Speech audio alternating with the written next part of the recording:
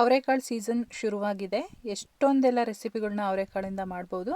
ಅದರಲ್ಲಿ ಒಂದು ಅವರೆಕಾಳು ಪುಲಾವು ತುಂಬಾ ರುಚಿಯಾಗಿರುತ್ತೆ. ಇವತ್ತು ಈ ಅವರೆಕಾಳು ಪುಲಾವನ್ನ ಹೇಗೆ ಮಾಡೋದು ಅಂತೇಳಿ ತೋರಿಸ್ಕೊಡ್ತೀನಿ. ಬನ್ನಿ, ತುಂಬ ಸುಲಭವಾಗಿ ಹೇಗೆ ಮಾಡೋದು ಅಂತೇಳಿ ನೋಡ್ಕೊಳ್ಳೋಣ. ಎಲ್ಲರಿಗೂ ನಮಸ್ಕಾರ, welcome back to my channel Sonu special. ಮೊದಲನೇದಾಗಿ ನಾನಿಲ್ಲಿ ಮಸಾಲೆನ ರುಬ್ಕೊಳ್ತೀನಿ. ರುಬ್ಬೋದಕ್ಕೆ ಒಂದು ಮಿಕ್ಸಿ ಜಾರ್ಗೆ ಒಂದು ಅರ್ಧ ಬೌಲಷ್ಟು ತೆಂಗಿನಕಾಯಿ ತುರಿನ ತುರಿದು ಹಾಕ್ಕೊಂಡಿದ್ದೀನಿ. ಹಾಗೆ 3 ಹಸಿಮೆಣ್ಸಿನ್ಕಾಯಿನ ಸೇರಿಸ್ಕೊಳ್ತಾ ಇದ್ದೀನಿ. ನೀವು ಖಾರ ನೋಡಿ ಹಾಕ್ಕೊಳ್ಳಿ.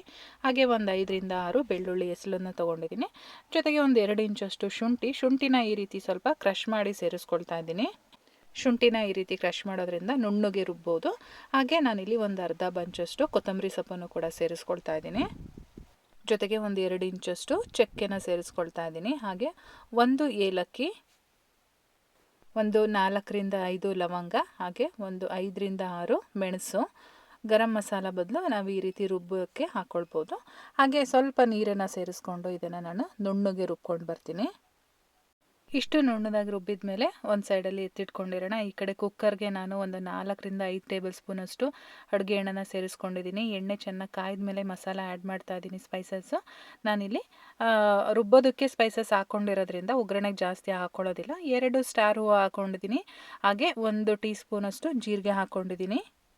ಜೊತೆಗೆ 1 ಟೇಬಲ್ ಸ್ಪೂನಷ್ಟು ಕಸೂರಿ ಮೇಥಿನ ಸ್ವಲ್ಪ ಈ ರೀತಿ ಕೈಯಲ್ಲಿ ಉಜ್ಜಿ ಒಗ್ಗರಣೆಗೆ ಸೇರಿಸ್ಕೊಳ್ತಾ ಇದ್ದೀನಿ. ಒಗ್ಗರಣೆಗೆ ಈ ರೀತಿ ಹಾಕೋದ್ರಿಂದ ಟೇಸ್ಟು ತುಂಬಾ ಚೆನ್ನಾಗಿ ಬರುತ್ತೆ.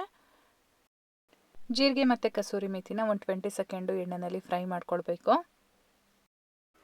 ನಂತರ ಇದಕ್ಕೆ 3 ಮೀಡಿಯಮ್ ಸೈಜ್ ಈರುಳ್ಳಿನ ಉದ್ದುದ್ದವಾಗಿ ಕಟ್ ಮಾಡಿಕೊಂಡು ನಾನಿಲ್ಲಿ ಸೇರಿಸ್ಕೊಳ್ತಾ ಇದ್ದೀನಿ. ಈರುಳ್ಳಿ ಎಲ್ಲ ಸಾಫ್ಟ್ ಆಗೋವರೆಗೂ ಫ್ರೈ ಮಾಡ್ಕೊಳ್ಬೇಕಾಗತ್ತೆ. ಈರುಳ್ಳಿ ಎಲ್ಲ ಚೆನ್ನಾಗಿ ಸಾಫ್ಟಾಗಿ ಫ್ರೈ ಆಗಿದೆ. ಈ ಟೈಮಲ್ಲಿ ನಾನು ಇದಕ್ಕೆ 2 ಟೊಮೊಟೊನ ಸೇರಿಸ್ಕೊಳ್ತಾ ಇದ್ದೀನಿ. 2 ಟೊಮೊಟೊನು ಕೂಡ ನಾನಿಲ್ಲಿ ಚಿಕ್ಕದಾಗಿ ಕಟ್ ಮಾಡ್ಕೊಂಡಿದ್ದೀನಿ. ಟೊಮೊಟೊ ಹಾಕಿದ ಮೇಲೆ ಇಮಿಡಿಯೇಟಾಗಿ ನಾನು ಇದ್ರ ಜೊತೆಗೇ 1 ಬೌಲಷ್ಟು ಹಸಿ ಅವರೆಕಾಳನ್ನು ಕೂಡ ಸೇರಿಸ್ಕೊಳ್ತಾ ಇದ್ದೀನಿ.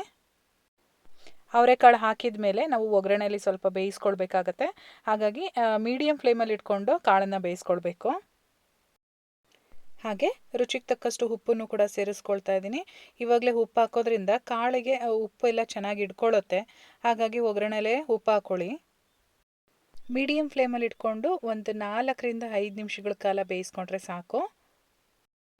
ಇವಾಗ ನಾನೊಂದು 5 ನಿಮಿಷಗಳ ಕಾಲ ಕಾಳನ್ನು ಬೇಯಿಸ್ಕೊಂಡಿದ್ದೀನಿ. ಇವಾಗ ಮೊದಲೇ ಮಸಾಲೆನ ರುಬ್ಬಿಟ್ಕೊಂಡಿದ್ವಲ್ಲ, ಆ ಮಸಾಲೆನ ನಾನಿಲ್ಲೇ ಆ್ಯಡ್ ಮಾಡ್ಕೊಳ್ತಾ ಇದ್ದೀನಿ. ಈ ಮಸಾಲೆ ನಾವು ಯಾವುದನ್ನು ಕೂಡ ಹುರ್ಕೊಂಡಿಲ್ಲ, ಹಾಗೆ ರುಬ್ಕೊಂಡಿದ್ದೀವಿ. ಹಾಗಾಗಿ ಮಸಾಲೆದು ಹಸಿ ವಾಸನೆ ಹೋಗೋವರೆಗೂ ನಾವು ಸ್ವಲ್ಪ ಫ್ರೈ ಮಾಡ್ಕೊಳ್ಬೇಕು. ಇವಾಗ ಮಸಾಲೆದು ಹಸಿ ವಾಸನೆ ಎಲ್ಲ ಹೋಗಿ ಸೈಡಲ್ಲಿ ಎಣ್ಣೆ ಬಿಟ್ಕೊಳಕ್ಕೆ ಸ್ಟಾರ್ಟ್ ಮಾಡಿದೆ. ಈ ಟೈಮಲ್ಲಿ ನಾನು ಅಕ್ಕಿನ ಆ್ಯಡ್ ಮಾಡ್ತಾ ಇದ್ದೀನಿ. ನಾನಿಲ್ಲಿ 1.5 ಕಪ್ ಅಕ್ಕಿನ ತೊಳೆದಿಟ್ಕೊಂಡಿದ್ದೆ.